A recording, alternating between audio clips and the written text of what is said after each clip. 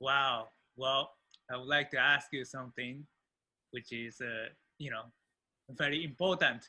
Do you understand the impermanence? Well, I think we all understand impermanence in the gross sense, in the general sense.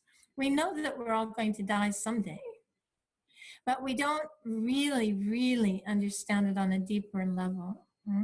Like when we drop a cup, the cup breaks and we notice that it's impermanent. But did we realize that the cup is itself impermanent by nature?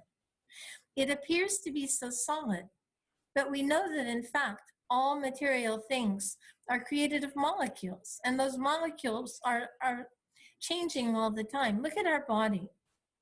We think that we're so permanent, but actually when we think more deeply about it, we know that we're not. We know that we're not the same person we were when we were a baby.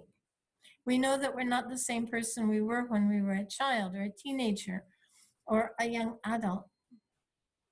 We're changing all the time, but we don't realize it. Not only that, but actually they say that moment to moment, something like 6 billion cells in our body are changing.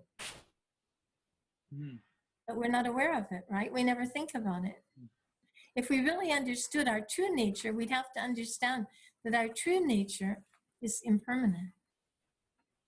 So are there any practices in Tibetan Buddhism that help us to understand this impermanence? Because in theory, yes, we understand impermanence, but in actual practice, we refuse to understand it, I think. Well, yes, there's a practice. It's called meditation. Oh, okay. Yeah, meditation is the way to understand impermanence.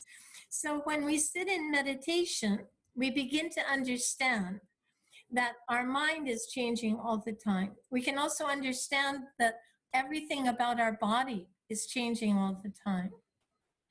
So when we sit still and pay attention, we can gain a deep insight in the true nature of things, the true impermanent nature of things, insubstantial nature of things, true unsatisfactory nature of things.